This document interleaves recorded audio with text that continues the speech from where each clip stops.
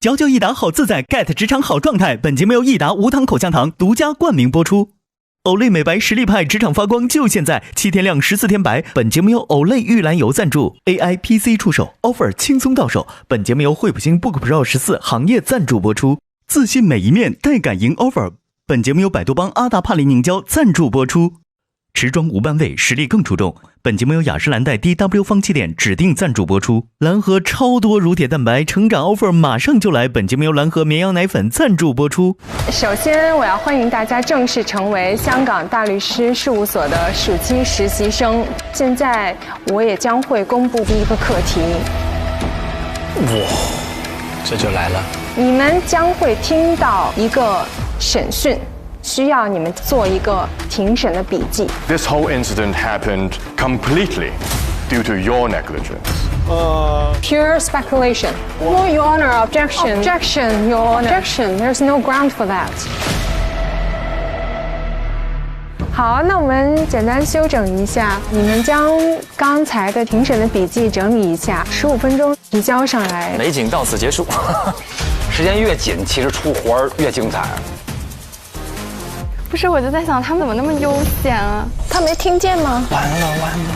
你预测谁会第一个交啊？Winnie，有普通法的背景是一个非常大的优势。我肯定是选他的。他还是很稳的，罗欣。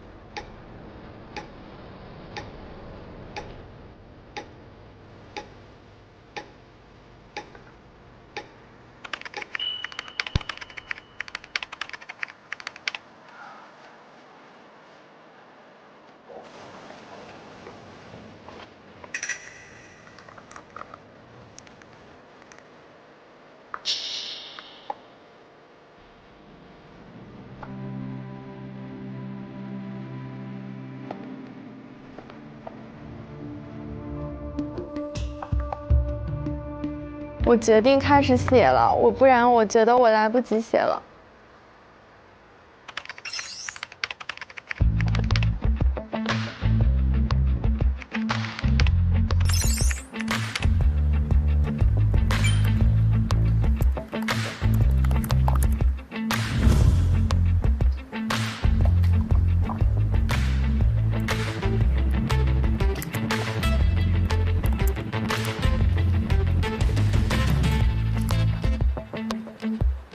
我们这个案子主要的争议点，就像关大律师所讲的，其实原告人和被告人的案情是没有说正面的交锋，对，就是各有各的说法。原告人的讲法就是我就是一个受害人，被骗的情况之下把这个款打过去了。Yes, but that was for the purpose for purchasing this car. He told me if I don't give this information.The escrow service would not go through. Therefore, I don't have a choice. 而被告那一方呢，就是说他其实也是个受害人，我也是被人利用了，我跟这个诈骗是没有关系的。你有什么证据说我跟这个有关？我收到这个款项是一个正当的款项。Received everything that looked ordinary. It would be very strange for someone to have copies of someone's ID card, address proof, and all the other company documents that we requested on this occasion. So we had no reason to suspect that anything strange was going on. 所以中间会有一些 legal 的一些法律的争拗，对，有一些法律的观点，有一个叫做 unjust enrichment。这法律的问题就是他们现在需要处理的问题。对。所以他们需要知道什么叫做 unjust enrichment，他需要知道这个条件是怎么样，对，有什么可行的 defense，抗辩理由是什么。如果我觉得他能点到题，写出来 unjust enrichment 一些条件，然后写出来一些 defense， 然后可以套用一些相关的证供去支持这个论点，我觉得已经可以了。现在就要看谁做得到。对。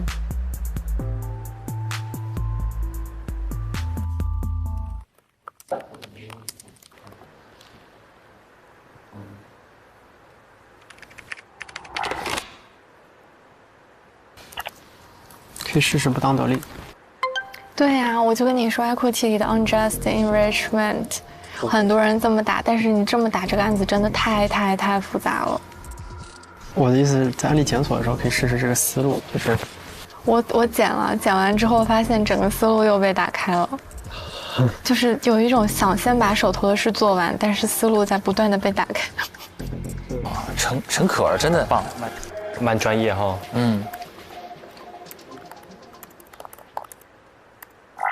不当得利，你看，徐婉婷写了，他们仨都有了。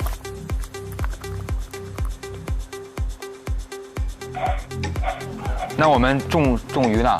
仲瑜在查找案例，哎，他查的还是，他找的全都是中文资料。我感觉要绝望了，一个都没找到。哎呦。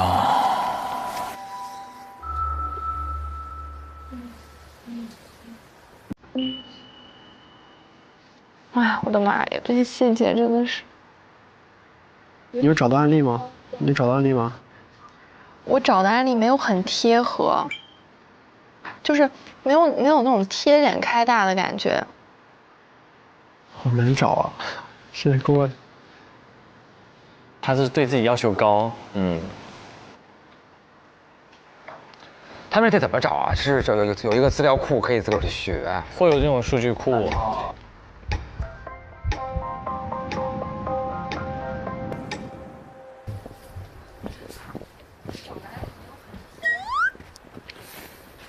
他们有饭吃，我们。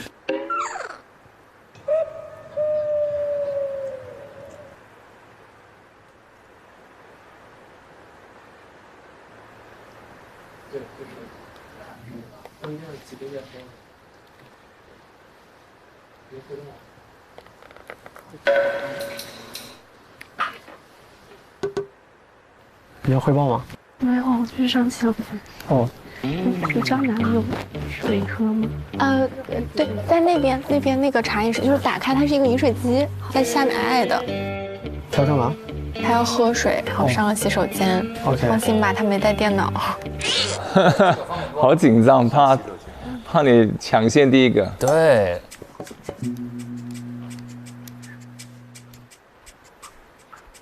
我现在我也想喝水，但我不敢去。因为那边很说不定还能套点有效信息。No， 这种作业一般在学校里至少得48小时的对吧？那要不然怎么当 barrister 是吧？没有这个能力，怎么赚这个钱？说得好。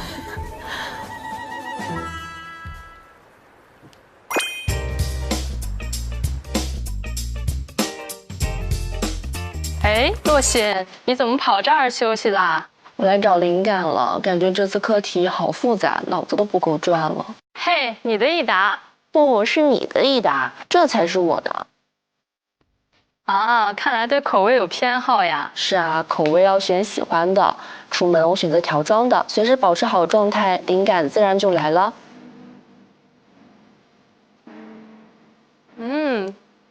确实，佼佼一答，所有难题都会变得易答。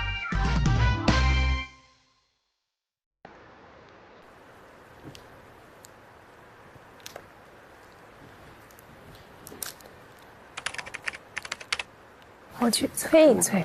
不错。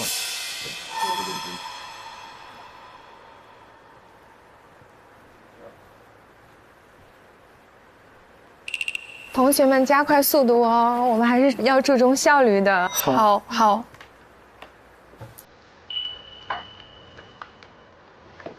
看，必须出手了。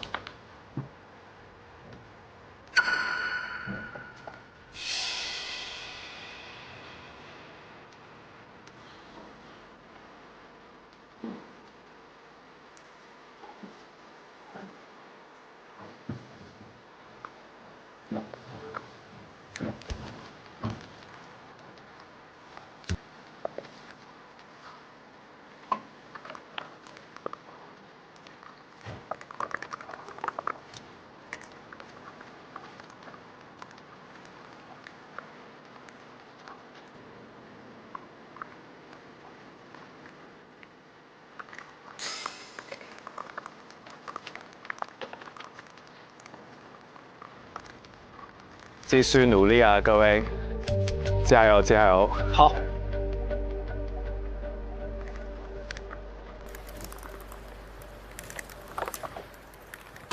我刚才看到有些同学只是写了一段，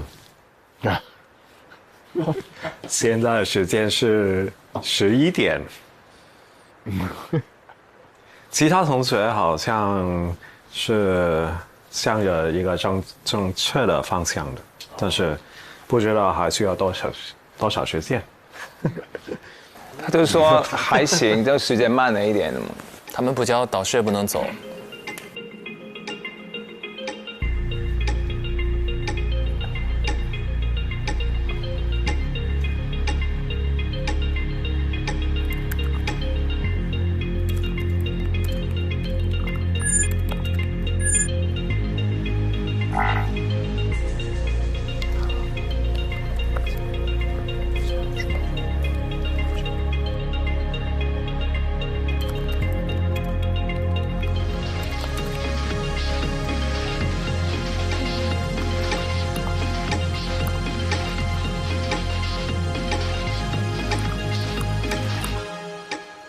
都11点了，哎呦喂！有人，我感觉，哎，命名了，洛星，还得是你呀！哇哦，不愧是内心强大的人。之前也是第一个教啊。你教了吗？我没教，我没教。这句话好有压力啊！他问大家：“你教了吗？”我已经好了。对，他又没有直说。你等会去试一下呗。洛星是教没教？要教了。洛星教了，好像。洛星好像是给那个文档命名了，但他好像没有在邮件里发送。然后婉婷现在在疯狂检查，应该也是初稿写好了。好紧张哦。我都不敢教。我觉得写完就教，反正过不了就再改吧。我写不起来。紫薇中文版的，我预测罗一涵先教。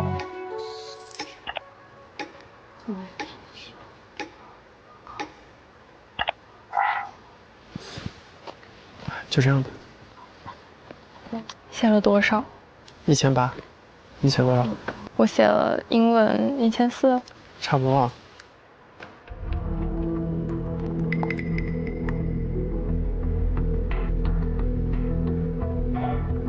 洛星也在最后检查，对，在检查，在调字体。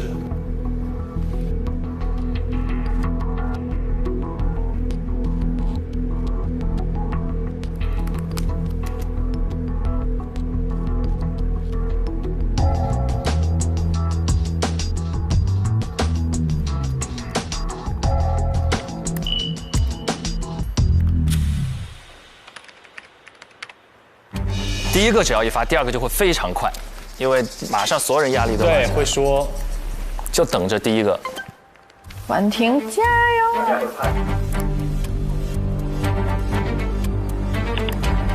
哦，按了。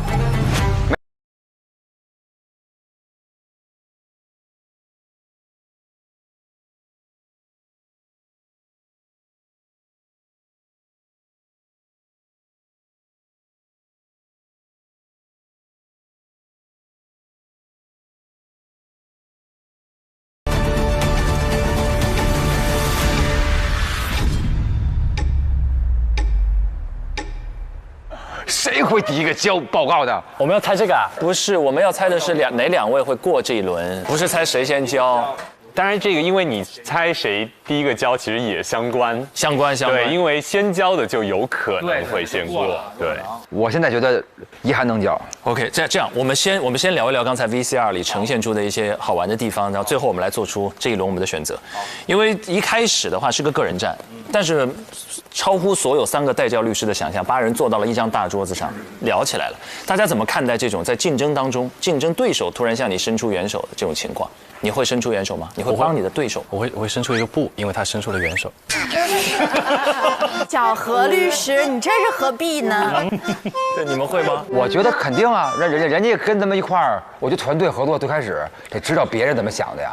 对呀，他即使是我竞争对手，我也得知道他是怎么想的呀？哦，你才是暗黑王者啊！可被你看出来了吧？我很阳光的。他是《孙子兵法》知己知彼，摸一下大家的那个进度到哪里。我要是这样，我反而会先问那个竞争对手，你现在做怎么样了？需要我什么帮助吗？一定要先问竞争的人需不需要我帮助。志远问那个文宠，志远问那个可儿吗？他第一个问的时候，不知道他是有问题还是说你有没有问题？他好像是一个主动的，就是提出了帮助。对，这一点上志远显得非常有格局。我现在就记得他那句话，他说：“我知道这是个个人战，但我愿意跟你们聊一聊我听到的。”对，你们不会吗？我是这样的，我自己有一个判断我要不要帮竞争对手的衡量的一个标准。哦，如果他的这个问题会影响到我们竞争最基本的一种公平的时候，我会帮他。因为这是我们竞争这个项目最基本的一个元素，就是我们必须得大体的知道这个案件到底在发生什么，才有了竞争啊。就是因为我觉得，如果在他不公平的竞争的条件下，如果我赢了，我觉得这个行为不光彩，我理不直气不壮。哇，你对自己要求这么高！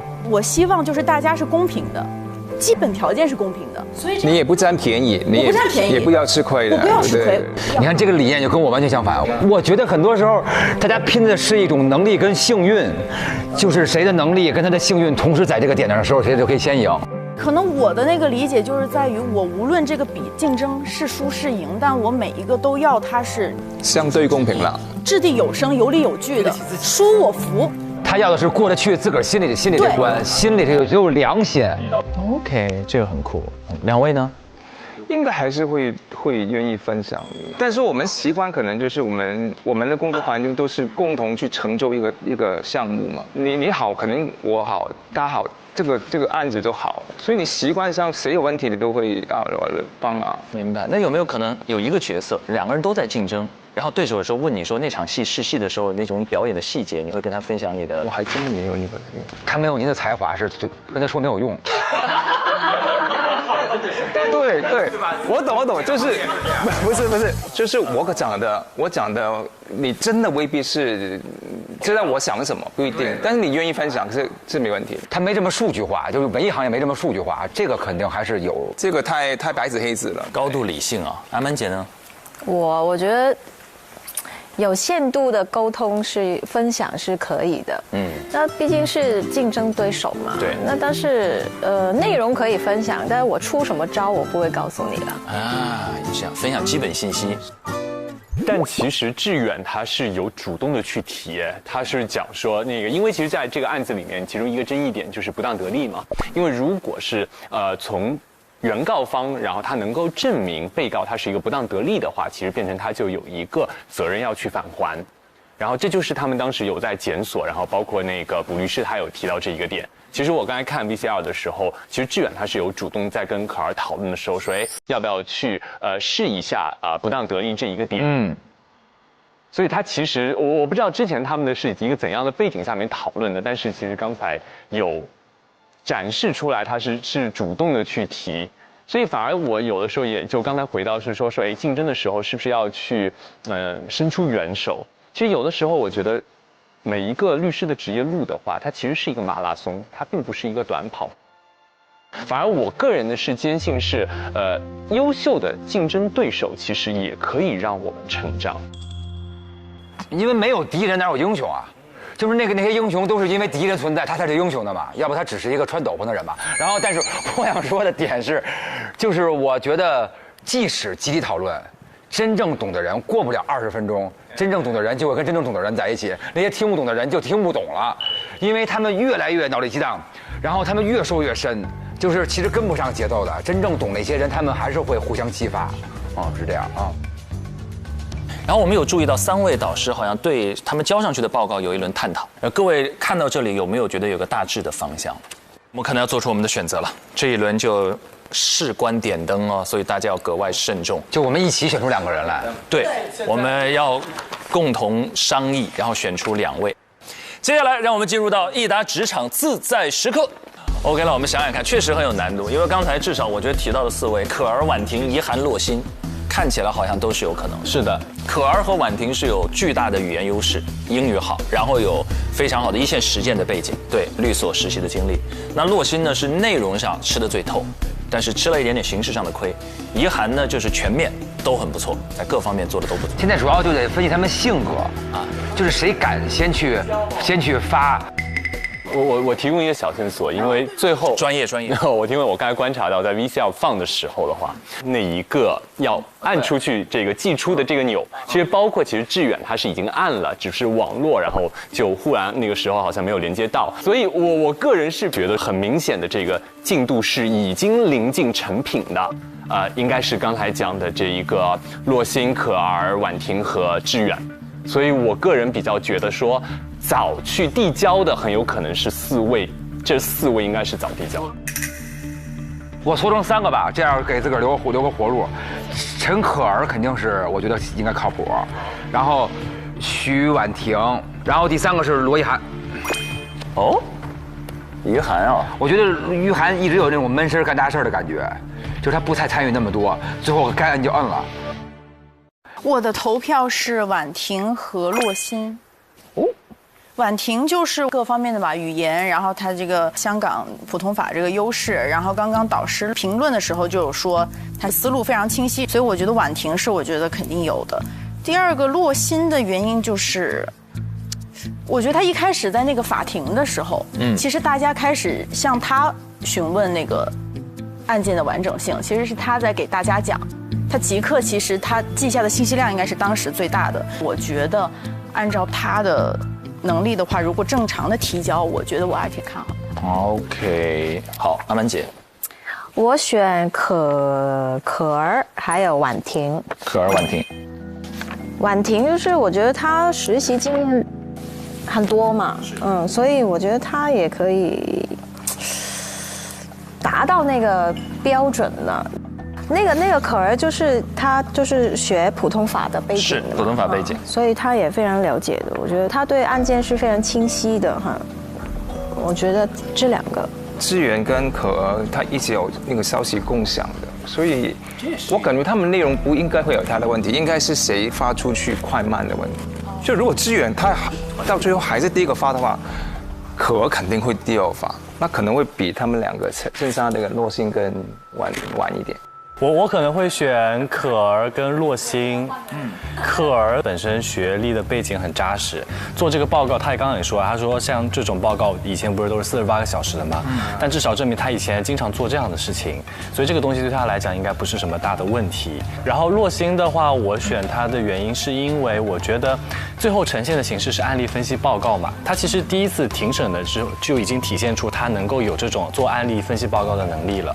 然后我会觉得，他应该也是 OK 的，然后如果是我选的话，我心里稍稍靠前的还是可儿跟婉婷。我好像跟阿曼姐是一致的，跟你一样。对，因为我判断的原因是有2个最重要的，就是语言背景和法系背景。他俩是英文背景，同时又是普通法系。他又搜索2个案例这件事，在这么短的时间，其实对你平时对那个系统使用的熟练度是很有讲究的。是的。然后我刚才看了一下，我们除了我俩是一致的，几乎没有人一致。但是我们上一个回合是赢的啊。对，我们是击掌。我想起来击掌，我其实是同意曼姐和陈老师真的。因为我自己就是有对不同法系有一定的了解，我觉得一个对于完全没有普通法的这种教育或者说是工作经验的，然后你要去做这样的课题，我觉得难度还是非常大的。所以在这里，那首先徐婉婷她肯定会有一个优势。然后包括其实从他做的这一个法庭记录也是受到代教的一个认可，而可儿的话，因为他在澳洲嘛，然后也是普通法，所以相关的这一些教育和理念概念，然后包括一些检索，我觉得应该还是会有基础的。而且他的那一个就是关键的法律点，不当得利，其实也是代教律师然后其实提出的，然后也是他跟志远一起去沟通的。明白。所以我是觉得说，从就是刚才讲的2点，一个语言，然后还有一个教育背景，这2位会有蛮大的优势。那我们来投票好不好？我们刚才因为每个人都听完了所有人的选择以及理由嘛，我们可以做出自己的判断，可以改变刚才的这个选择或者坚持都 OK。这次我们做一个集体决定。觉得志远在2人名单当中，请举手。没有。怡涵在2人名单当中，请举手。好，洛欣觉得洛欣在这个名单中，请举手。OK， 洛欣2票，3票，3，这边还，sorry， 3票 ，OK， 没问题。紫薇觉得紫薇在过程当中，请举手，0票。文翰0票，仲瑜1票。我希望他有啊，但是应该是不行啊。你去投了吗？没有投，就是我希望他，我精神上支持他啊。OK， 可儿觉得可儿在名单当中。那必须的，举手1、2、3、4、5，可儿5票。觉得婉婷在名单当中，请举手。4也是5吧？1、2、3、4、5， 6票。婉婷6票。OK， 那我们根据大家的投票，现在可儿5票，婉婷6票胜出。接下来需要我们来盖章，我们有请我们2位新晋嘉宾当中一位，2位谁？你。OK。盖章是什么？对，我们这边会有一个 offer 的章，来可以盖在右上角的空白处。没错，盖进堂上啊。好在没让你来盖，对吧？婉婷呢？对的。好嘞，谢谢海良哥，感谢。来，请落座。咱们鼓什么掌？是不是跟对了一样啊？这庆祝了，提前庆祝。这个做出了我们的选择，我们的选择很关键呢，就我们要多选对一点，最后能争取那个第3个 offer。当然，盖章完之后就更要替他们紧张了，因为马上就要揭晓。对，接下来。这一段 VCR 当中，我们就要来看看是不是陈可儿和徐婉婷通过了考核呢？一起来看。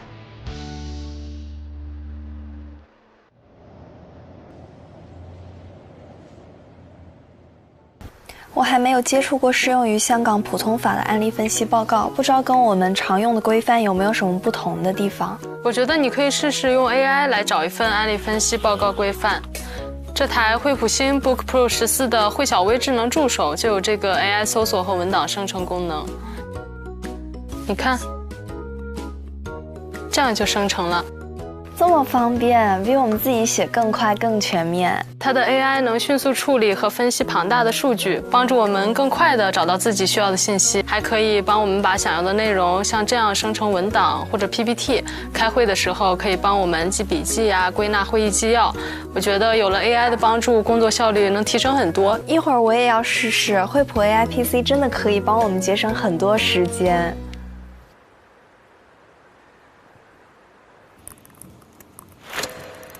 我们让律师他们先准备。哎，第一封是谁？收到的是谁的呢？很有可能是志远的，我感觉。准备好汇报了，那就是1号飞机。可以。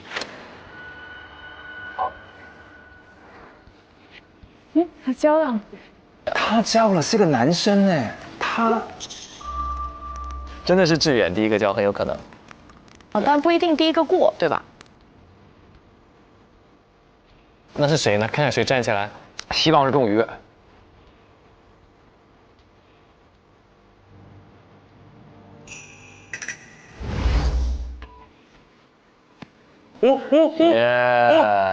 真的是志远已经递交了，肯定得是他。我有发邮件给你，对，还没收到。OK， 加油！希望你12点之前结束。12点之前吗？我觉得我15分钟应该可以结束，甚至更短。你看可肯定第2个就交了。没错，律师。好的，久坐。其实感觉可以更早结束，我差不多在1个半小时之前已经把它写完了，但是就是第2个 case 一直找不到很满意的。好。志远好自信，加油！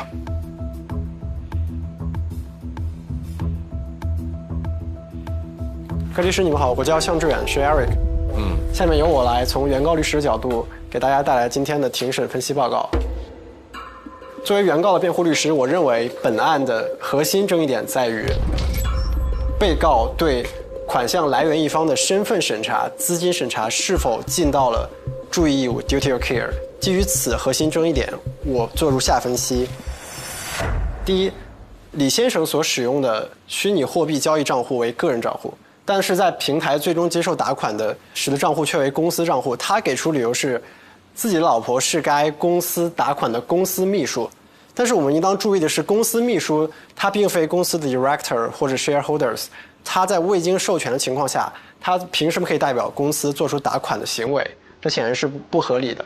更何况在被告所管理的平台当中，他有明确提到说，对于个人账户和公司账户合规要求是不同的，他要求提供不同的文件。在这样一个存在明显合规差异的情况下，仍然接受用个人名义来实行公司账户的打款，是存在明显的违规。第二点，被告的比特币公司，他最终接受的打款金额为249998.52港币，而且在打款结束后，交易者账户只剩下2块钱港币。购买比特币更多是像一种投资性质的交易，而这种近似于清空账户的行为，我们认为它更像是一种资金的转移，而非投资。这种异常打款方式和奇怪数额应该引起被告警惕，尤其是比特币这种经常被用作洗钱犯罪的犯罪工具。在原告律师随后的追问中，我们也发现，被告没有和交易者打过任何一个语音通话，也没有试图去给李先生提供的地址寄出一份文件，以确保这个地址是他本人在用的。我们认为，被告的行为是一种公认的不合理的行为。被告在核查交易者身份这件事情上非常的散漫大意，甚至说是消极，他没有尽到一个注意义务，不符合通常或公认的做法。被告应当返还给原告这笔款项，并且承担诉讼费用。那么，我找到了2个与本案情比较相似的判例。这个李良和这个王先生同样是涉及电话诈骗。这个案件中的原告因为被诈骗，将款项打给了这个被告的账户。被告认为呢，这笔款项打款的目的是购买虚拟货币，并且直接转出了相应的虚拟货币。但是这个案件中争议的核心事实仍然是 duty of care。被告的交易平台开户时，他只需要发送本人的照片进行在线验证，而在这个过程中，他的香港身份证从来没有被任何一个工作人员检查过。所以法官认为，这些程序都没有核实本人的身份，无法确认是否是真正的注册者进行了这桩交易。所以基于上述理由，最终认为被告未能成立其辩护，所以支持原告不当得利的这个个人主张，让被告进行返还。第二 case 呢，它也是涉及到电话诈骗，然后转账给第三人，以及购买比特币。同样是原告由于受到了电信诈骗，将这笔被诈骗的款项打到了被告账户上，但是同样的实施诈骗的行为人是第三人，并不是本案中的原告和被告。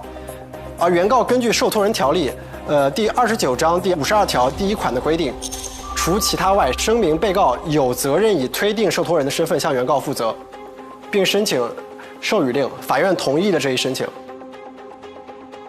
所以说，在这案件中都有一个前置的诈骗行为，且同样都是原告将款项打给了被告，同样的诈骗行为的实行者都不是钱款的接收者，而是第三人。而我们今天所参加的庭审只是多了后面一个比特币交易的活动，存在一个注意义务的讨论。所以回到今天的案件当中，如果被告作为比特币交易平台的管理者，能够谨慎地对待一笔打款，而不是轻易支付相应的对价，也就是比特币，其实就会像这个案件一样，可以很快地归还钱款，避免损失。但由于是被告对于注意义务的违反，导致了事态的扩大，进一步加重了原告的损失，应当返还原告的货款。天哪，他写的好专业！我看到他的投屏了。去看一眼。你刚刚去汇报了吗？我看到他在汇报。哦，好。他在投屏。哦，好，我也差不多了。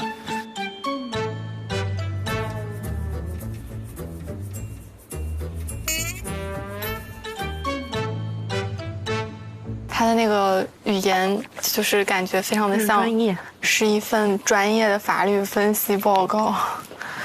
我们是不是猜错了？不知道哎。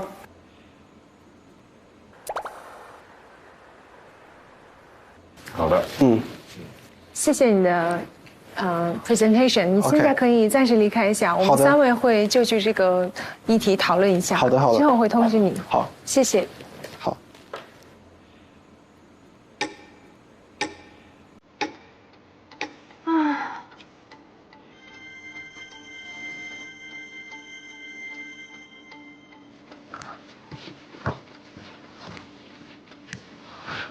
用了多久？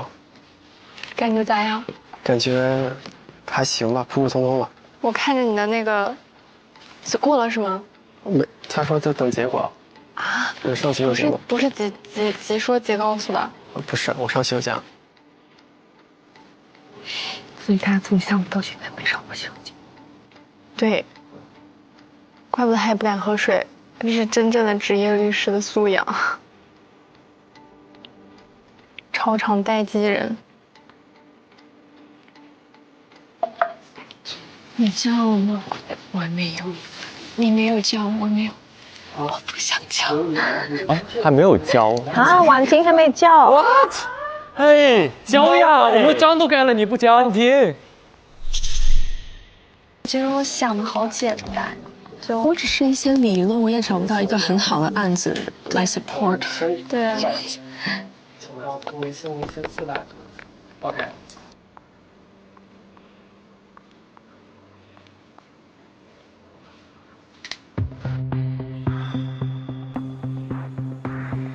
好，各位同学，我想告诉大家，刚才向同学的功课通过了吗？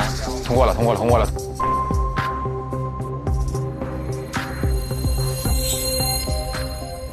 已经通过了，所以向同学，你可以先走。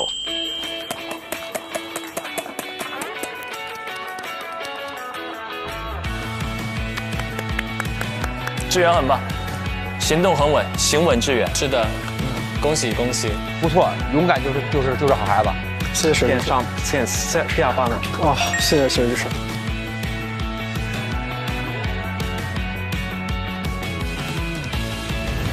我觉得很惊喜，一个非常大的惊喜。其实面试的时候，我没有觉得他是那么出众。我叫向志远，我英文名叫 Eric。我本科毕业于中南财经政法大学刑事司法学院，现在呢，我是就读于香港中文大学的法学院，我的专业呢是 Common Law， 就我还是对香港法律体系下的一些课程比较熟悉。好，那现在请 please introduce yourself in English. Okay, good afternoon, respected lawyers. I graduated from Zhongnan University of Economic Law in Wuhan, and in the past,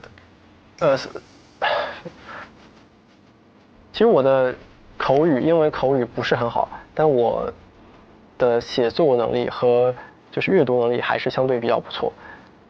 如果你作为一个大律师的话，有很多时间你是需要自己一个人独立完成工作的。对于这一点，你认为自己可以做到吗？现在的我绝对是做不到的，因为在准备一场庭审，或者甚至是写一份法律意见书，它的这个准备工作都是浩大且又有很多值得注意的细节。我觉得可能我会更依赖团队协作，就单打独斗可能不是我的强项。可能我的真正的法律底蕴并没有足够说我能表达出那么多，就是我学到的东西还不足以我输出那么多的内容，所以说我也希望在香港继续深入的学习香港法律。他的自信不够，特别是在他紧张的时候，他会避免跟人有那个眼神的接触，但是他今天的表现是非常好。这就是钟汉良先生说那个呀，一上来感觉没有那么强，但是其实很厉害，成长得很快。成长得很快。这不要说我们没想到，3位大律师也没想到啊。也是，这么听起来舒服多了。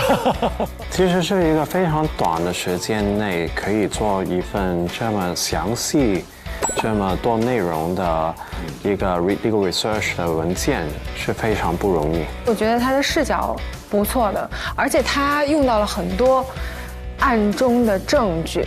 那他是非常快的一个，非常高的，对，就是光大律师非常喜欢的那种。非常好。因为他其中有一个观察，就是他留意到我们2个人的案件方向根本不同。第一位律师主要是问 negligence， 然后后面的一个案子呢，就是问他作为平台是不是应该有 suspicious。他们的交锋没有那么直接，但是都在想要证明其实对方是有过错在的。对。我的专业呢是侦查学，它除了涵盖传统的法学课程之外，它还有一些很特色的课程，比如说物证技术学，比如说法医学，还有犯罪心理学，这些能够提供给我一个更广阔的视角。我自认为是一个还可以的辩论选手。我觉得我的高光时刻就是在和20多个学院共同竞争的时候，我们在最终代表我们的学院喜事司法学院拿到了这个冠军。哇，厉害厉害厉害！其实，在这个社会，任何时候都要争。如果在竞争的过程中，我能让自己更靠近竞争的那个最佳标准，其实也是对我自己的一个反哺。也许会害怕，但是没关系，我们就继续做就好了。我们一致通过了。一致通过。侦查学就是大侦探那些，是对口，专门对口，刑事侦查。那他做刑辩律师岂不是很有优势？你去吗？你还没去？你教我，是我直接去吗？直接去吗？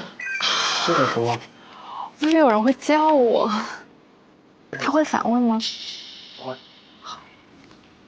真的是我说的2个一模一样。天哪！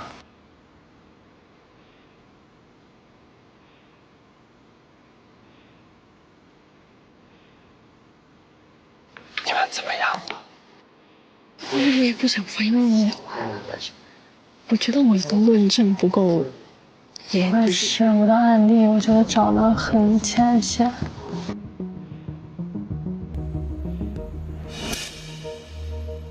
我觉得就是时间的问题。婉婷如果先发先讲，很有可能就先过。对，因为大家可能都能过，就是那个冲劲儿那一下。哎呀，看看可儿的，可以加油，都加油。各位大律师好，这个是我比较初步的一个法律分析报告。我觉得这其实是一个邮件诈骗的这样的一个案件。我大概主要分析的是我的第一个 claim， 就是我认为它是有违反了自己的注意义务，并且导致了我们原告财产的损失。第二个，我认为它其实是属于一个不当得利，然后我们可能就是可以通过这个衡平法的方式去提出我们的第二个 claim。第三点就是说，因为这个钱款它经过了多次转手，它最后进入到的其实已经不是它最初的形态了，它已经变成了比特币，变成比特币以后又去往了3个不同的账户。那是否我们去向现在的这个被告这样去 claim 的话，是否还能把这个钱款拿回来？然后第一、第二个点，我分别用了2个案件写在了最后。第一个案子的话，我用的是 Excel 的这个原告他的这个案件。第一个点，也就是说，到底这个被告他是否有这个注意义务？其实 SFC 有进行过在我所列出的这一条下面的要求，说他其实也是需要说去做一些尽调的义务，包括说他可能要去了解客户他到底有没有一些潜在的风险啊，去验证他提供的这些信息是否是准确的，来规避一些这个虚拟货币交易的这个风险。我觉得这一条还是跟我们的情况其实是比较适配的。第二点呢是说他为什么违背了他的这个注意义务。如果说他去做了一些合理的验证的这些行为，他并不会去开这样的一个账户，因为很明显他的这个信息并不是他本人所持有的。我其实也知道李先生之前签署过一些文件，但是我们当不停的反复的去问到这个被告他到底有没有去验证过这2个签名之间是否是类似的，他是非常含糊其辞的说我本人没有，但是我们公司的可能某一位员工有，但是真的要问到是哪一位员工有，他无法提供一个姓名，更无法提供相应的证据。那我认为他所做的尽调的这个流程是绝对是不完善的。下面一个的话，因为不是我的主的要打的方向，我就比较快的去提了一下。一个写的就是侵权，一个写的是衡平法。衡平法下的这个案件其实也跟我们的情况说实话很像啦，它也是一个诈骗。我们如果要去打不当得利，我们可以去打的这4个要素。第一个点说他是不是有不当的得利，那确实他作为一个平台，他去做这种交易，他不是公益性质的，他一定得到了相应的利益。然后第二呢是说，我们的这个原告有损失的情况下，他得到了这种利益。我觉得虽然说他不是直接的说我们的损失即是他的得益，但是也是一个系列事件。第三个点就是说，为什么他是非常不当的这个得利？因为他可能没有办法完全的去说我是一个在一个非常 good faith 的情况下去做的这件事情。他非常的难站住脚，在这一点上说，完全就是为了你们的好处，我自己根本就不想得到利益，它就是一个交易平台，它就是靠这个东西来赚钱的，所以这个点我觉得对方是没有办法来回击我们的。下面一个点也是说，他是不是能够有任何的这个 defense。因为我们其实作为原告，首先我也代表原告嘛，我们作为原告，我觉得我们完全是善意的，我们就是想要买一辆车，结果我们居然一不小心的进入到了这样子的一个诈骗的场景中，并且我们最开始觉得把钱打到一个这样安全的托管账户，一切都不在我们的认知范围之内，我们更不可能从这样的一个交易中得到任何的利益，所以我觉得就是这是一个完全我们没有办法 raise 一个 defense 的这样的一个案情。等一下，我想问一下，为什么 we claim no defense？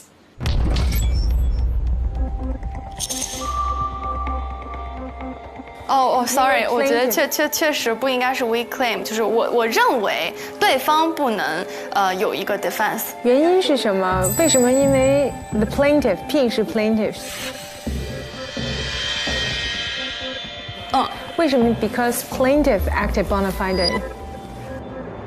因为我不知道是不是我记错了之前学的不当得利里的这个 defense， 因为我记得不当得利里的 defense 是，如果这个原告不是 bona fide， 或者说原告也从这个交易中得到了一定的利益的话，他就会有一个相应的 defense。是谁的 defense？ 就是是被告可以 raise 一个 defense。他的 defense 是什么 ？defense 是原告没有善意的去进行这个交易，并且也得到了利益，并且原告也并没有支出任何金钱。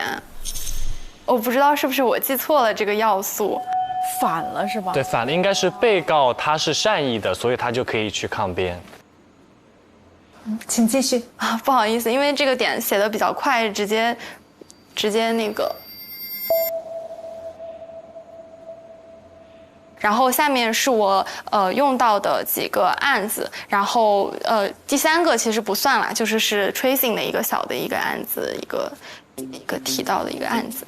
完了，在心理上已经受影响了。好的，谢谢。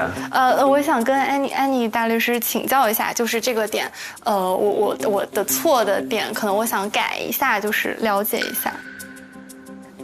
没关系，你可以先离开一下，我们3个会就着你的 presentation 去讨论一下。好，过一会儿会告知你结果。好，谢谢大律师们。这个也很公平，对吧？如果我允许你现场改的话，是不是对其他人会不公平？他刚才那个点致命吗？好难呀！都记错了，应该还是致命的吧？对呀，反了都。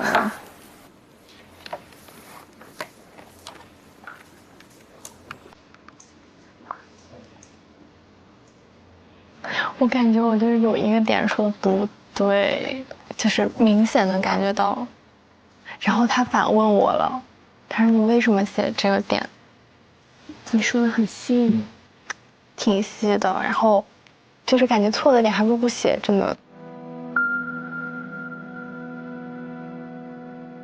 没有在散播焦虑啊，就是。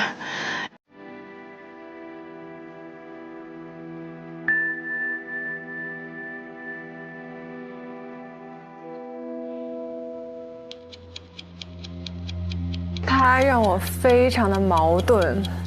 那个矛盾，我觉得是可以接受，因为其实整体来说，他的表现我觉得是非常好，跟他的那个功课没有关系，是他的 efficacy skills 非常好。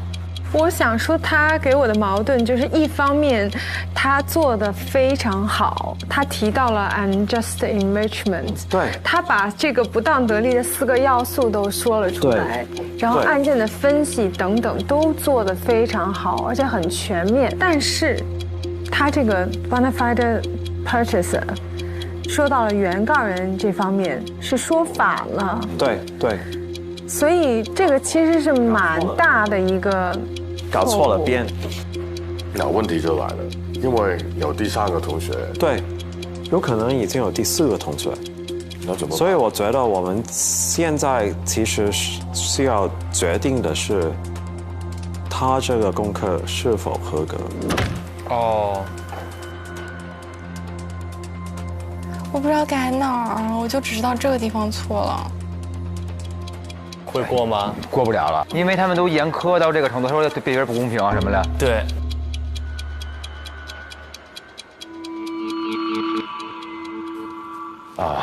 你没有通过，但是你可以改。我们要看看第3个同学是谁。好。你还有机会去改的。好吧。应该是你。他说不是我，他说我是第4个。已经有4位了，那是婉婷没有去吗？婉婷吗？婉婷站起来。若心吧。山。若曦，如果可儿能够很快的把那个点改回来，快速递交，其实还有机会。但前提是要若曦过不了才行。结果终于过了。结果终于过了。对啊，结果吧，我不知道嘛，也许。我觉得若曦应该就能过了。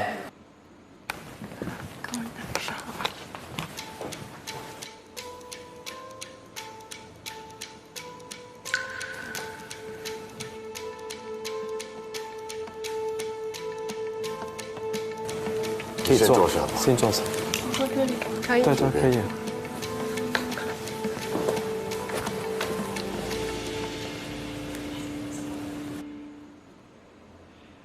这个是我的庭审分析报告。主要的法律争议，我根据检索，我认为就是对于本案来说最有利的2个争议，应该是原告是否可以基于建设性信托向被告索偿。第2个是原告是否可以基于不当得利向被告要求赔偿。那么我找到的第1个案件，它是一个电邮诈骗案的受害者，然后这个原告他也是跟本案类似，是由一个身份不明的诈骗的人去向他进行欺骗，然后他在这个情况下面向第1被告人支付了大概是136万的美元，然后向第2被告人支付了25万美元。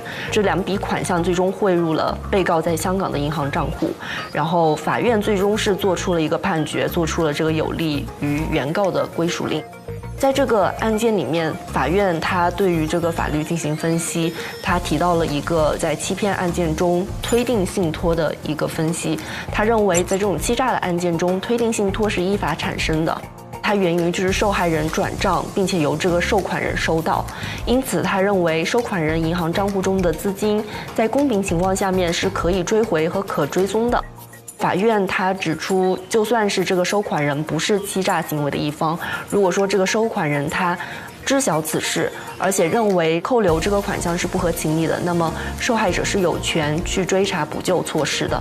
法院在当时的那个案件里认为它是一个明显的欺诈的案件，所以这个被告他应该是知道他们无权去收取或者是扣留原告的款项，然后扣留该款项是不合情理的。那么对于本案当中的话，首先就是关于第1个，就是原告他是认为自己的这个转账是跟车辆购买交易有关的，他明显是属于一个欺骗的情况下面将这个钱款转给了被告。然后第2个是，虽然说本案的这个欺诈者把相关的身份信息通过网络发送给被告，但是这个身份信息从来没有得到任何的真实的验证，原告也声称没有跟被告进行过见面或者是任何的语音通话。在这次的交易之前，原告也没有跟卖方，也就是这个欺骗方有过任何的历史的业务往来。另外就是关于这里可能会有争议的第4点，就是关于这个被告没有已知或者已建立的业务。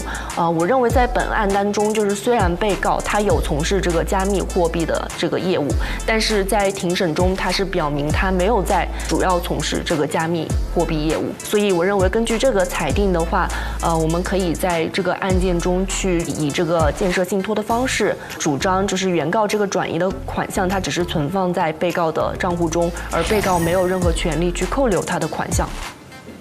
太稳了，这个女孩。哇，这个更清晰，很完整哈。对，你就能听懂。听懂，我听懂，对对，都快说服我了，真的。第2个案件是关于一个电子邮件的欺诈案件。这个原告他的员工收到了一封带有这种恶意的软件或者是病毒的电子软件，在这个期间，这个欺诈者他利用这个信息更改了原告一名客户的账户信息，他们随后利用这个新账户的信息进入了原告的账户，并且将他们的一些款项转移到了被告的这个银行账户中。然后关于这个案件的法律分析的话是，法官对于这个不当得利索赔的一个要求，他认为根于事实错误支付的这个款项，它在表面上是可以予以追回的，但是它的前提是付款人无论如何都无意让这个收款者获得该款项，而且该款项的支付并非出于善意，而且这个收款人他并未善意改变其立场，所以根据这个案件，他总结的要件应该是：首先，被告他已经获利了；第二是他的这个获利是以原告的牺牲为代价的；第三个是他这个获利是不正当的；第四点是不存在让他们有权获得这个获利的抗辩理由。那么在本案当中，首先原告的这笔款项转入他的这个账户，肯定是会让他从中获利的。然后他的这个获利明显也是基于原告的损失当中是以他的牺牲为代价的。在本案当中可以证明这个被告他获利不正当的点，主要就是在于交易中他们已经察觉到有一些疑点，比如说这个签名其实可能对不上，以及他们在同一天进行了多笔款项的转出。而被告却并没有对此进行任何的尽调，或者说实质的审查，因此他这个获利并不正当。然后不正当得利的索赔，他的一个通常的辩护就是立场变更辩护。如果说一方的立场他已经发生了很明显的重大变化，那么要求他去赔偿或者是全额赔偿，可能在某些情况下面是不公平的。因为这个支出可能是他们在正常经营中发生的，也就是说，并不是这个被告他将相应的比特币转出就一定能够让他的这个获取原告的这笔资金的这个行为正当化。他在这个过程中并没有去履行一个谨慎的义务，去核查这中间的一些交易的细节，所以在这个过程中并不会让他有一个重大的立场变更，让他获得有获利的抗辩理由。所以我认为根据这个案件，其实原告在本案中也是有权去主张这个不当得利的，根据这一点的话，被告也应该去偿还原告的这个案涉的款项。我都想鼓掌了。对，就是我一个完全没有学过普通法的人，我觉得听他分析我是能够懂的，像 AI 一样，我感觉环环相扣。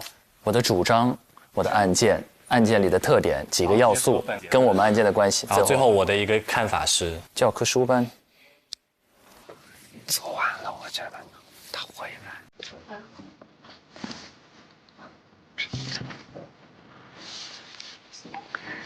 他过了就能下。感觉很快就说完了，主要是没有写的太细。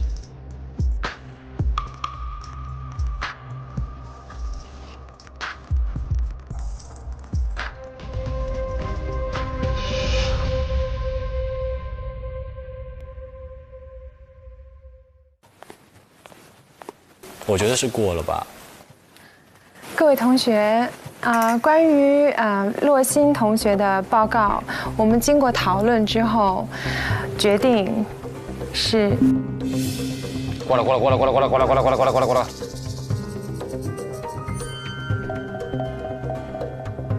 是通过的。哎，又开心又哀伤，这。我们全错，回家。我想讲他说的点，就是我所有想要的点。他说中了两个，一个是 constructive trust， 一个是 unjust enrichment， 并且他第二个点他还谈到了这个 change of position， 就是立场变更，这个就是对方最有力的一个辩护理由，所以他点点都很到位。洛同学没有任何 common law 的基础，对吗？对，但这些普通法的这些 concept 他用得很好。卜律师的脸上的笑意根本盖不住。对，我自己是没有可能做到他的。好了。各位大律师好，我叫洛欣，我本科毕业于清华大学法学院。我的家乡是一个湖南的县城，我通过竞赛考试考入了省会城市最好的初中和高中，在2018年的高考中以全省文科第11名的成绩考入了清华大学法学院。在校期间获得了清华大学优秀新生奖学金、ICC 国际刑事模拟法庭的英文比赛，获得了全国1等奖，清华大学暑期的模拟法庭的最佳辩手称号。太牛了！我从高中时期就对普通法非常感兴趣，在清华大学期间选修了我们学校所有的普通法课程，并且都获得了满绩的绩点。哇哦，哇塞，洛欣这个表现，清华法学院的招生广告啊，这是，好厉害啊，很佩服。你肯定是一个优秀的学生，但是其他现在在争取这个 offer 的学生全部都是优秀的，那你会害怕竞争吗？我不会把他们看作我的竞争者，我会把他们看作我的伙伴和我的一所学校。我可以从他们身上学到更多我自己没有的优点。如果说他们确实比我更优秀，那我觉得我应该感到高兴，因为我可以跟他们站在同一个平台，我可以从他们身上学习到我现在还不具备的一些能力和优点。他真的是一个非常有自信的人，这个自信会为他带来成功，非常 impressive。我们一致通过了，通过，所以其他同学也都可以一起下班了。恭喜恭喜，婉婷，他甚至都没有发，很可惜，可惜，可儿一个点，对，就一个一样的，很棒。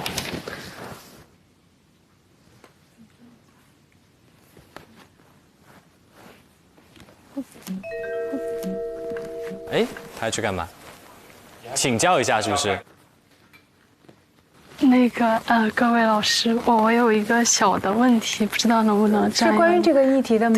对，我们明天早上再问。哦 ，OK， 好的，谢谢。要是我去一趟，估计又拖大家一些下班的时间。你要去吗？我下一个就是我了，但没机会了。明天再问问。我就觉得感觉像把垃圾交给他们看一样。我也是，我现在发。缺点自信，然后一直犹豫不敢交。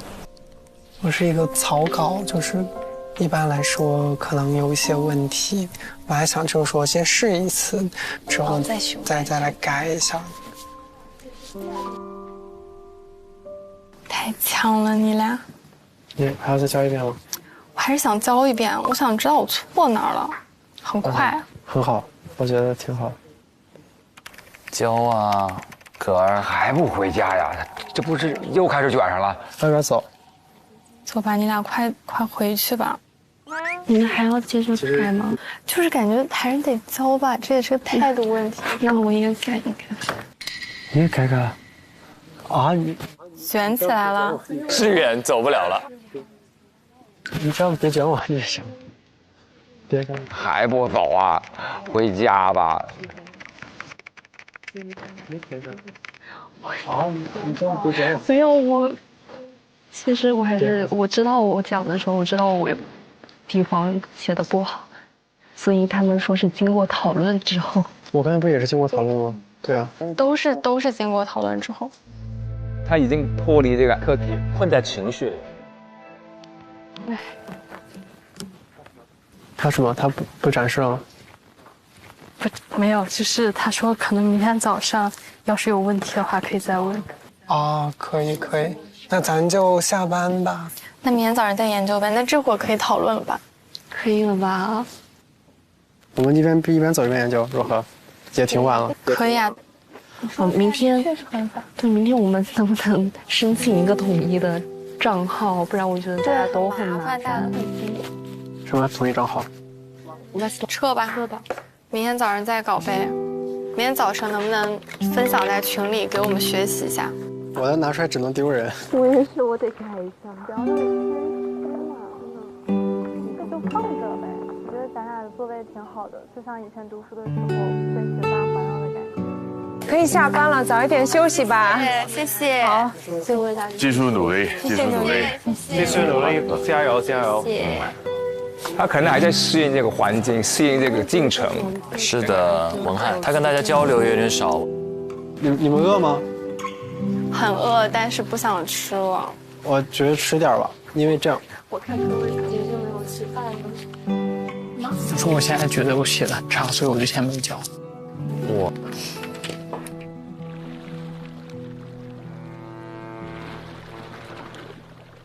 拜拜，明天见，拜拜。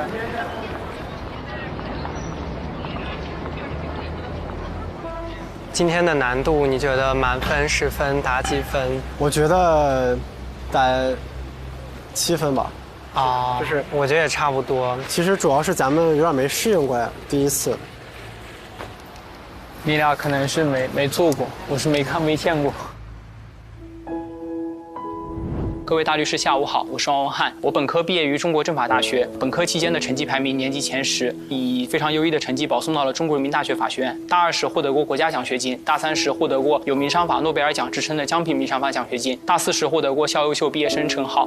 然后在研究生期间，我的所有成绩排名都是以 A 的成绩结课，花费了2周的时间准备并通过了我国的法律职业资格考试。哦，那他其实也是非常优秀。刚刚那个江奖是非常难获得的，对。其实你的成绩是很优秀的，那如果你在内地发展的话呢，应该前景也是不错的。为什么你会想到来香港发展呢？香港是我国目前普通法唯一的司法管辖区。那我之前的教育背景主要是集中在这个大陆法系，那我也希望说有机会去感受一下普通法系下它的法律是怎么运作的。我可能会对这一件事比较感兴趣，包括我自己在研究生阶段也有报名相关的普通法的一些课程跟一些项目。啊，厉害！之前有来过香港吗？今天是我第一次来香港。下一站香港西九龍。在这一天开始之前，他这么帅。对，他这里面好帅。我觉得香港这里带给我的感觉就跟我之前在一些影视作品、在一些文学作品上看到的东西可能还是不一样的。来的时候叫意气风发，真的。那我会有那种我希望去了解更多的一种心态在这里。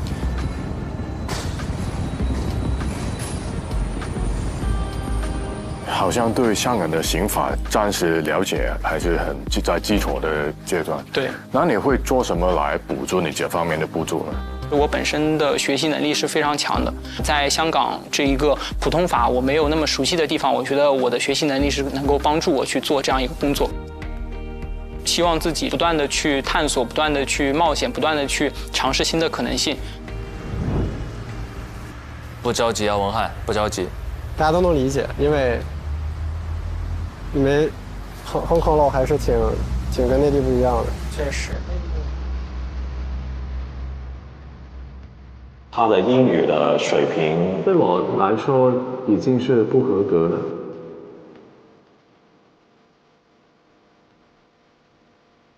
如果他的师傅或者是当时大律师是只会英文的话，那他这一份笔记其实没有任何意义。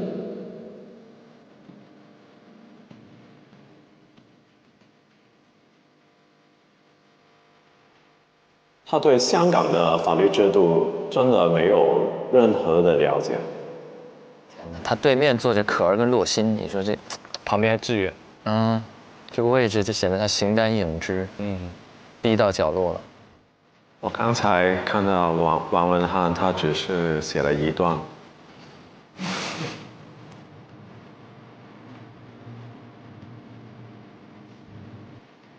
刚才向同学的功课已经通过了，所以向同学，你可以先走。关于洛欣同学的报告是通过的。他现在有点手足无措，对，猛然被抛入到一个普通法的环境里，他甚至连那个步骤都还没有弄明白。是的。今天整个庭审，我对事实没有一个把握，其实还没太搞懂。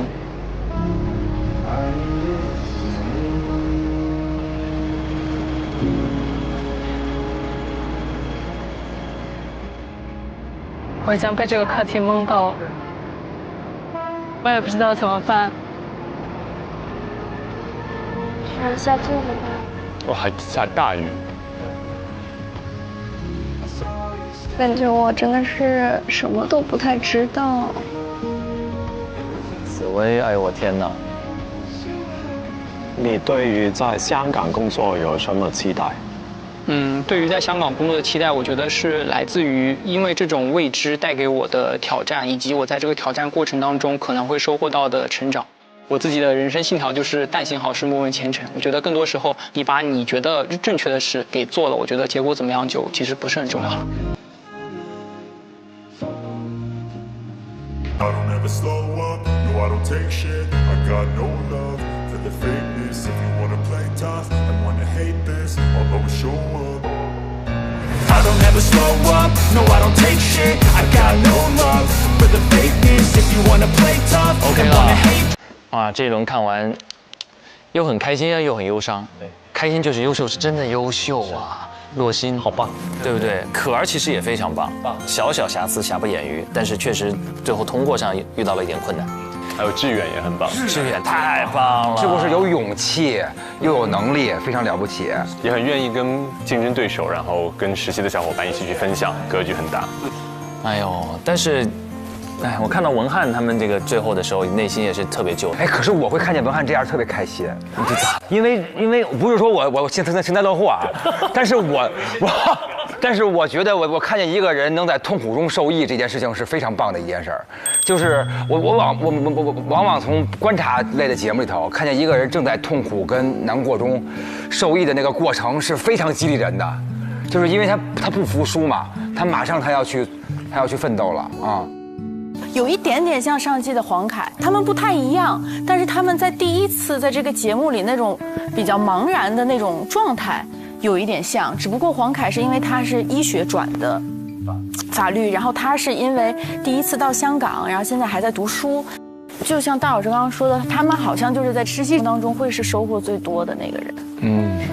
尤其是其实对于文翰，因为他刚才最后介绍他的简历，然后过往他的很多的这些获奖，他在中国政法，然后在中国人民大学，然后其实一直是一个，就好像我们一开始讲的，就是长着一张传统好学生的脸，真的。对，所以可能就是从小到大，他的学习成绩都是受到大家的认可，然后名列前茅。然后这次来实习嘛，第一个课题可能让他一下子就有点闷，所以说之后就要看他能不能他自己把自己的心态积极的调整回来。但是他最后让我心疼的是这种游离感，就是当那个窗外的那些城市灯火霓虹快速划过，这就一个与我无关。大家在这里讨论的这么热火朝天，进去汇报的就是义正辞严，但他觉得他甚至都不知道到底要从哪里入手，这种感觉让人非常心疼。而且刚才有讲到，这是他第一次来香港，对，所以在那一刻，就是种种因素，然后夹杂给他的冲击其实非常大。哎，不过咱们也不要老是担心他们，我们自己也很忧伤，好不好？我们此时此刻啊，我们还忧伤吗？我们这么火，我们忧伤在我是这个猜错了啊！我们做出的选择的成绩跟文翰也差不了很多。哎，我们4选2选了另外2个。哎，咱们完美的避开了正确答案。但我们当中有一位刚才那种敏锐的人性嗅觉，海良哥是差一点带出我们走出泥潭。对，我没坚持，都其实在心态上的差别而已。我觉得他们如果每一个进去，应该都8、9不离10，都应该能过的。然后看别人的那个作战状态，然后对自己的信心，就有点像我们现在看奥运，他们其实水平都在超顶级，就看你心态能不能站在前面表现最好。有那种霸气，好像就是这种感觉。是的，太这种感觉。哎呦，婉婷身上就缺一点这个劲儿。但他实习经验那么丰富，不应该对自己这么没信心。会不会就是他反而身上有这种包袱在？因为他是唯一一个，比如说经验又这么丰富，又是本地的人，他觉得自己加上去，然后又有很多错误的话，大家就律师们会对他有很高的要求，然后他就一直在不断的修改自己的。我觉得会有这样的压力在。哎，我想问问2位，之前刚刚到内地来拍戏的时候，有没有过这种职场水土不服的经历或者感受？我特别能感受到文翰的那个心情，因为我有一次在内蒙古拍了一个戏，然后那个时候我希望可以用普通话来演，然后对自己要求非常高，然后去拍之前也是找了老师教我什么的，都练习好了，但是到现场当然是很多因素可以影响我嘛，然后又对自己没有信心，但是本来演戏是我演了好久的事，但是因为语言的问题就是有障碍，这个就是对自己的能力的那一个怀疑，对，就是刚才文翰的那种感受也是一样，我觉得。就你把注意力放在讲语言上，你可能别的地方也不一定做得这么好。对啊，对啊，所以就是，但是你自己有那个执着的嘛，你对自己有要求的嘛，所以你要求越高的时候，你表现可能越差。是落差反而越大，这些要求都是压力。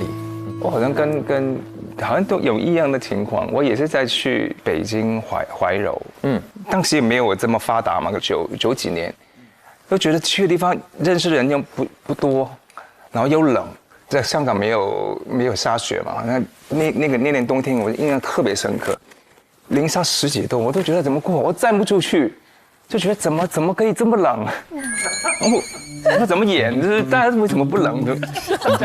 然后我就听一个同事说，你吃一个那个羊肉锅就好了。羊蝎子还是羊肉锅啊？这吃羊肉就会让你御寒，让你没那么冷。我不知道是不是真的是那个羊肉，那我这真的不冷。就是有人的关心啊，就是慢慢一点。但那个印象特别深，就觉得很水土不服。又寂寞又，但是羊肉安慰了你，是这个意思吗？就一点，羊肉也有帮助我，也帮助我度过这个寒冷的天气的。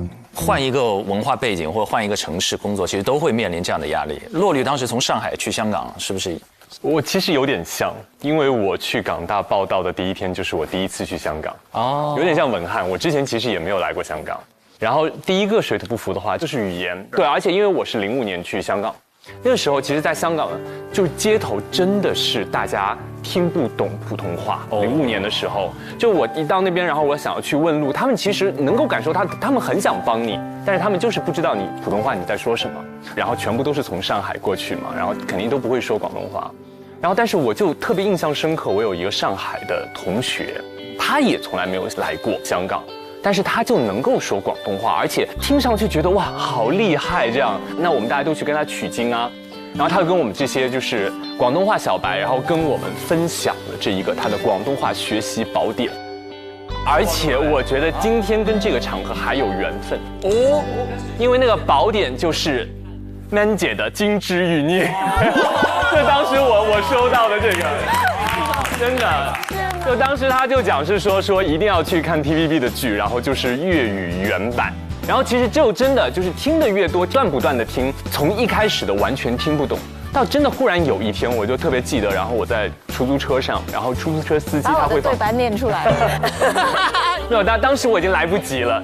做梦说梦话都是跟 Man 姐的对话，是都在那边听，然后今天特别感觉和蔼可亲这样子，对，然后就忽然有一天就是在出租车上，然后司机就在放广播，一下子就听懂了，就那一刻，所以我自己还是觉得说水土不服一定会出现，但是还是要去找方法，以及水土不服之后的话，就是用一个更加开放的心态，让自己融入到这个新的环境里面去。对，怎么度过？这个好，不服怎么办？不服也不能服，就是干，对，就是学，就是往前进，挺好挺好。我去年去那个英国有一个乐队，人家那乐队都80岁了，那个滚石乐队，人都出道60周年了。然后我去那个个人发布会，然后人家看见我说这是介绍我是中国来的嘛，我英文也就那么回事儿，但是我就是莫名其妙老跟人开玩笑，然后人家就那意思说的是说他看见我之后觉得我像年轻时的他说 You just like young me， 我说为什么你要说我像杨幂？然后那个，然后我以为你看这就有人乐嘛，但是在那个现场水土不服啊，鸦雀无声，因为人家又听不懂我在说什么笑话，然后我就是很自然的要接了这么一句，莫名其妙啊。你那时候就把手机杨幂的照片，对 ，You just like young me， You just like young me， 挺好，把这个攒到这里来讲，太棒了！我们的样貌都笑变了，我觉得笑出文翰的感觉来了。当然，开心归开心了，但我们不能叫旗开得胜哈，我们叫遇到了一个小小的挫折。没有像汉阳哥讲的，就是我们也是有成长。对，我太喜欢你们了，都给自个儿找理由，太喜欢这样的人了。我有一个非常巨大的收获，就是要相信汉良哥的直觉。哎呀天！我觉得下一期你压力大了，首席陪审员，然后带领我们陪审团投票。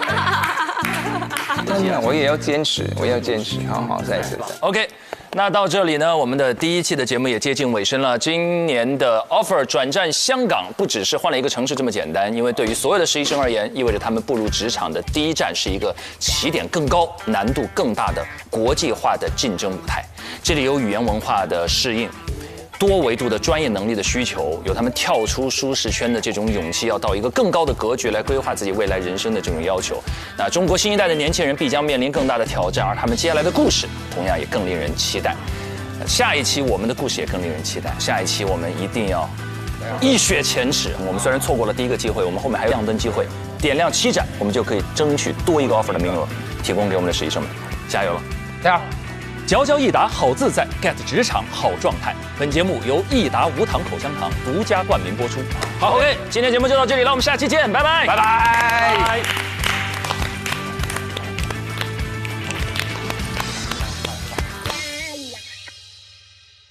第2个课题，法律议题的辩论。若欣同学、张志远同学，你们将会是2组的组长。点兵点将。第一个要反驳的就是立这个法真的是必要的吗？因为你立法它就会存在固化性，肯定要给出一个大概的条款吧。厉害，发光了。如果他没有那么多的急救知识，所以你鼓励施救无责任，一定能带来好结果吗？所以我们对他们的攻击就可以有一点是医护人员免不免责。针尖麦芒了。他这个3连一问，我是对面我都蒙圈。我突然对这个辩论信心还满满。我们直接问上了。好有自信哦，觉得自己帅炸了。就开始，宝贝儿。请问您方新设立的这个好人法和我们现有的判例法有何种区别？关于您说的判例法的问题，您认为可以来回应现实的这个需要？那您可以给我举一些例证或者判例吗？漂亮。您方一直在 cue 我们的，希望我们给出一个案例。您方是否能给出一个能够激起民愤，在香港这样的情况下得到了不合理的裁判的一个案例情况呢？陈可是很 OK 的。如果说真的是按照您方说的这样，已经可以解决现有的问题的话，为什么还会有之前我们说那个案例？如果你去额外立法，会造成双方的一个权益不均衡。在立法的过程当中，确实会存在一些问题，但这难道是不立法的理由吗？帅！哇，闷大家！文翰今天真的不一样哦，有发光。好了，各位同学可以查收邮件了。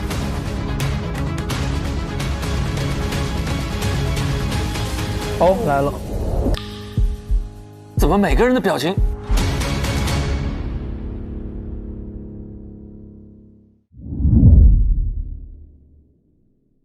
9月12日起，每周4、周5 19点更新正片，会员抢先看1周，每周6、12点 SVIP 抢先看加更版，19点 VIP 会员专享，看更多实习生精彩内容。每周日12点 SVIP 抢先看，19点 VIP 会员专享，惊喜嘉宾在线陪你看 offer。周1、周2、周3花絮预告刷不停。佼佼益达好自在 ，get 职场好状态。本节目由益达无糖口香糖独家冠名播出。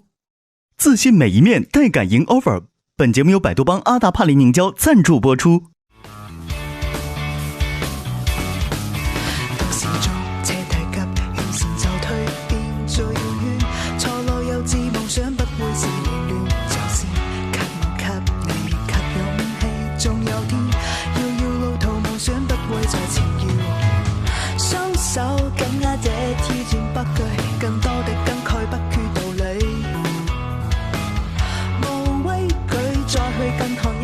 再一次挑戰我嗎？競技會在哪方？奔跑人群中，世界能屬我，交出杯波爭錯的答案。無懼那也天可會踏破，精彩每一步，這一生痴心夢想，誰會在意它？奔跑人群中，世界能屬我，交出杯波爭錯的答案。無懼那也天可會踏破，精彩每一步。 上微博参与令人心怒的 offer 议题辩论，畅所欲言你的观点。更多精彩资讯尽在新浪娱乐、微博娱乐、微博综艺、新浪综艺。感谢丽丽城传媒对本节目的大力支持。